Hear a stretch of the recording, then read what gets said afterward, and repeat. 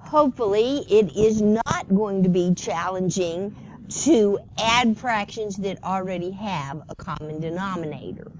If they already have a common denominator, then the answer is going to have that same common denominator. And the way that you add or subtract is you add or subtract the numerators. And so 2 plus 3 is going to be 5 over x. If you already have a common denominator, not that difficult. If you have a common denominator of 3x, the answer will also have that common denominator. So 7 minus 2 is 5. But if you don't have a common denominator, then you are going to need to find, over here, see where it says common denominator? We are going to find the least common denominator. You need to try to find the least common denominator.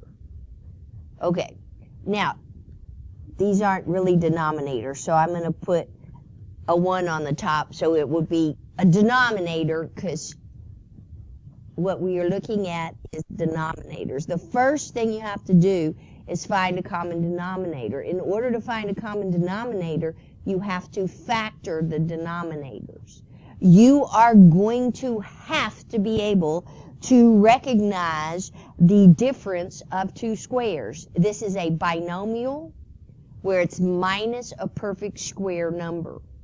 9 is a perfect square number because it has a whole number square root. What is the square root of 9?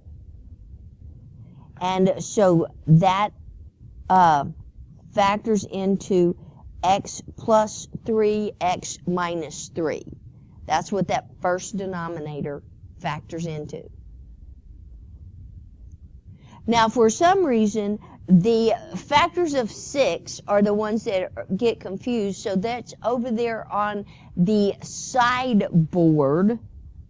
And if we want factors that subtract to get 5, how do we know whether we're going to use 1 and 6 or 2 and 3?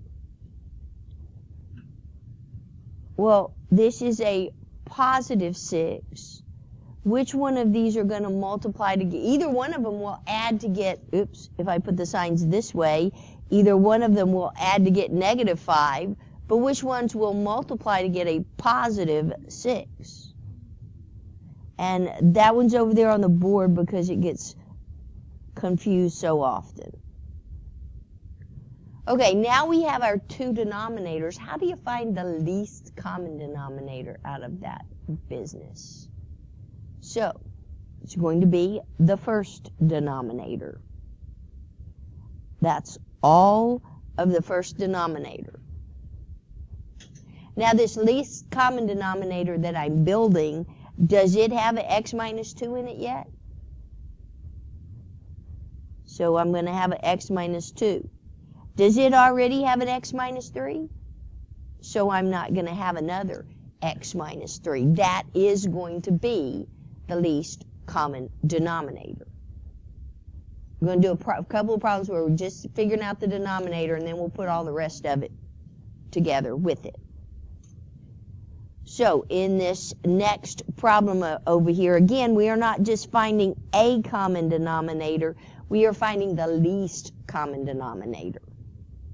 So, if these were our denominators, the first thing we have to do with our denominators, especially, well, I shouldn't say that especially, look for a GCF. Is there anything that divides 4 and 16? 2 does divide them, but you want the GCF, greatest factor, they both divide by 4. So I am going to factor out a 4. In this pair over here, what divides 6 and 12? Do you see they also have an x? So I'm going to divide out a 6x. If you divide out a 6 and divide out an x, there's 1 x left. 12 divided by 6 is 2. Now, this one over here factors some more. This one over here, this 4 right here, is minus a 4. That's a difference of 2 squares. What is the square root of 4? Now, just want to mention, we had something like that on the test, and some people factored out the 4, but when they wrote this step down, they wrote 4x minus 4.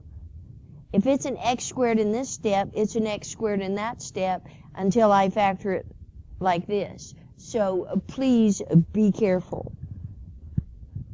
Okay, least common denominator. It's going to have all of the first denominator. In my least common denominator, do I have a 6x? So I'm going to need a 6x. Do I already have an x plus 2? So I don't need another one. That would be my least common denominator. Okay, after we find our least common denominator, then what? So we factor, we find our least common denominator. Then we have to find our new, this step right here is to find a new numerator. Then we have to add up our numerators, and then we have to check and make sure nothing else will factor and cancel. It is a lot of steps. And you have to be very careful on each one of these steps. But the first thing we have to do is factor the denominators. We don't want the numerators factored. In multiplying and dividing, we factored everything. We just want the denominators factored. Will these denominators factor? Nope. So the least common denominator is going to be x minus 1 to x plus 1. Because there's nothing that's in common. That will be our least common denominator.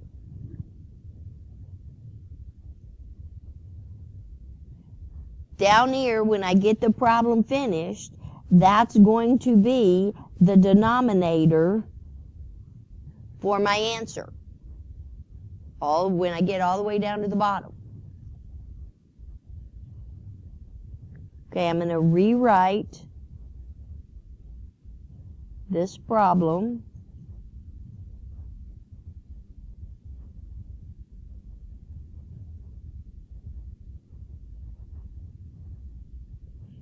This denominator here is missing something that my common denominator has. I am looking at just this fraction right here and comparing it to my common denominator. What's missing?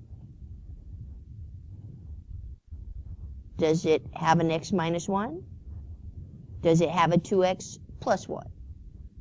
Right here it has a 2x plus 1. Just looking at this part right here. Does this part have a 2x plus 1? That's what's missing. 2x plus 1, 2x plus 1. Now, did you see that I picked up my red pen? That means you pick up your red pencil. And that will help it stand out a little bit better, and so you can watch what you're doing a little bit better. And so, why did I do that? Well, what is 2x plus 1 divided by 2x plus 1? Is this equal to 1? It's equal to 1, so I'm multiplying by 1. I'm not going to change the value. I'm going to change the way it looks so that it can have a common denominator. That is what you were doing when you were doing this crisscross stuff, but you weren't given any mathematical reason. The mathematical reason is that is equal to 1. When you multiply by 1, you change the form without changing the value. Now, looking at this fraction right here,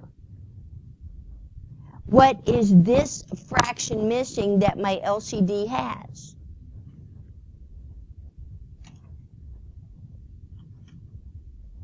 X minus 1 divided by x minus 1, that's equal to 1.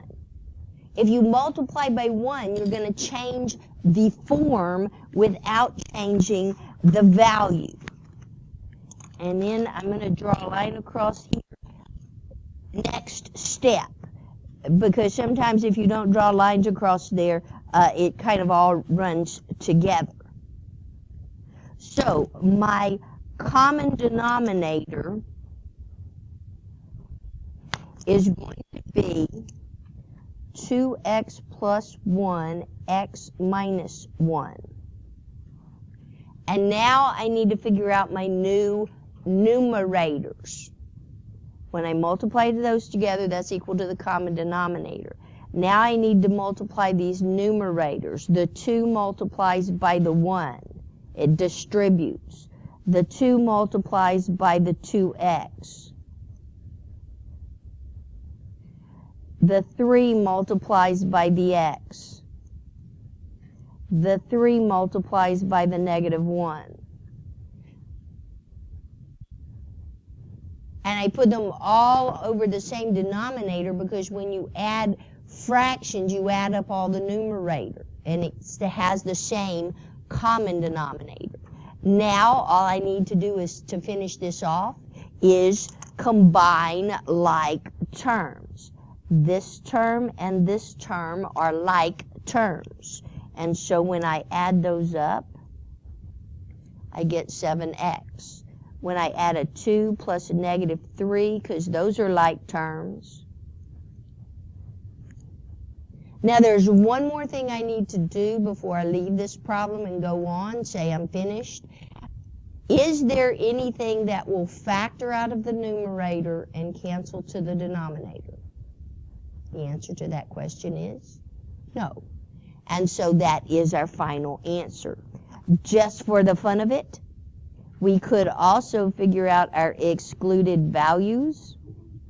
Our excluded values are going to be a positive 1,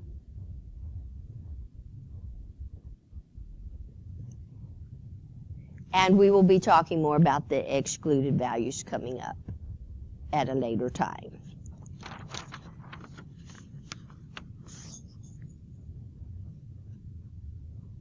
Next example. What I need to do first is factor the denominator. So I'm going to have the 3 over what? This is going to be a positive 6, and so that's going to factor into x minus 2, x minus 3. My trinomials that end in plus 6 or they end in 6 are over there on the board. Do you recognize this as the difference of two squares?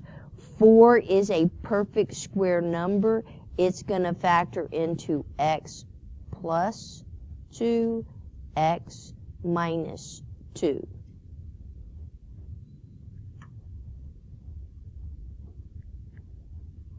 Now I need to figure out my LCD. My first denominator is x minus 2, x minus 3. That denominator right there. Just wrote it down again. Does it have an x plus 2 in it yet? Does it have an x minus 2? Well, yeah, right there. This is my LCD. Now, what's next?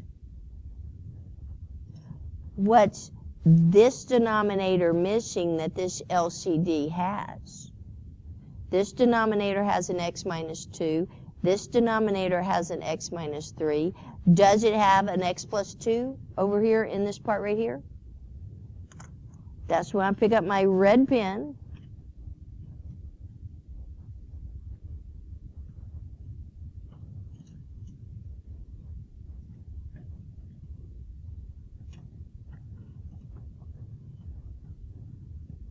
This denominator here has an x plus 2.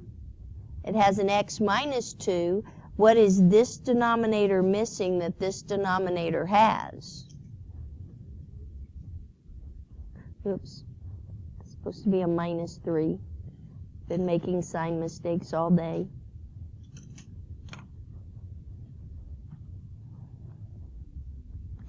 So my least common denominator is x minus 2, x minus 3, x plus 2.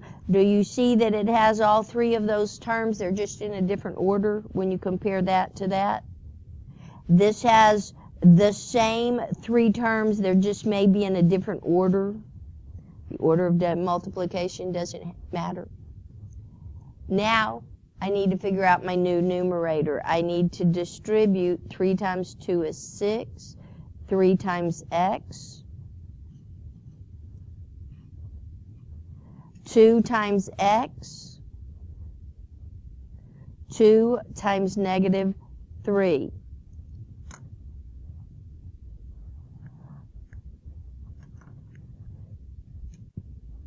Then I need to combine like terms. I'm still going to have my same common denominator. These two terms are like terms. What do I get when I add those together? What happens to my 6's? Cancel out. Can I cancel my x's like this? Can I cancel some x's? No. Because that one has subtraction glue on it. So that one has subtraction glue and that one has adding glue, so those can't cancel. That is the final answer. If you wanted to write your excluded values, the excluded values would be 2, 3, and negative 2. These numbers with opposite signs. And if that wasn't complicated enough, subtraction's worse. Can you believe it? Because in subtraction, this is incredibly important. You have to distribute the negative. I'll show you what I'm talking about. Maybe I'll show you what I'm talking about. Okay, but still, do you see that this is a subtraction sign right there? This is a subtraction problem. Still, the first step is to factor the denominator. The factors of 20 are 1 and 20 and 2 and 10 and 4 and 5. Which one of those factors would add up to a negative 9? So this is going to be 1 over x minus 4, x minus 5. Putting that in red so it will show up better. And so this is 25. The factors of 25 are 1 and 25 and 5 and 5. And so which pair are going to add up to equal a negative 10?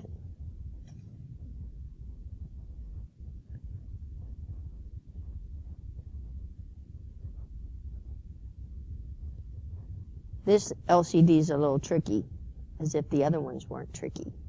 So x minus 4, x minus 5. Got at least that much. You got to have all of the first denominator. Now, do I already have an x minus 5? Do I already have 2 x minus 5s? I do not. This has 2 x minus 5s, so my LCD has to have 2 x minus 5s. This is the first denominator. This is the second denominator. You gotta have all the denominator covered in there. Just no repeats. All right. So this is my LCD. My answer is going to have this denominator. Compare this denominator to that denominator. What is this denominator missing that this denominator has? This one has 2 factors. This one has 3 factors. Which one's missing?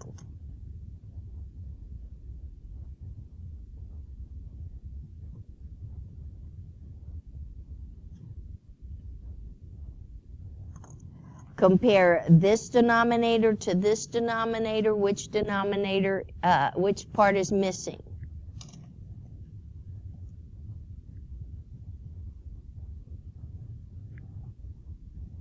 Now, here is where subtraction is different than adding, as we have been doing since August.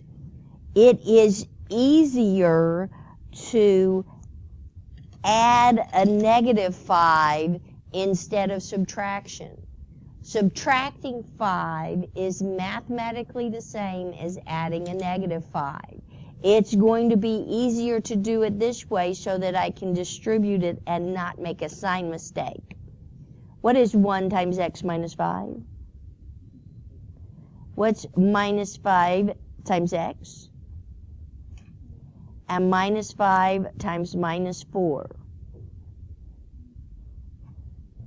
That one right there will probably have a sign mistake if you do not change this from subtract 5 to add a -5.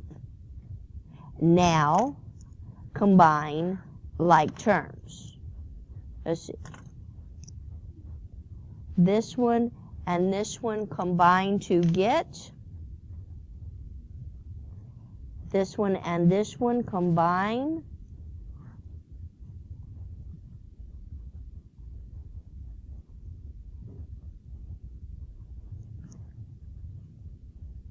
Is there anything that will factor out of the numerator and cancel with the denominator? Nope. So that is your final answer.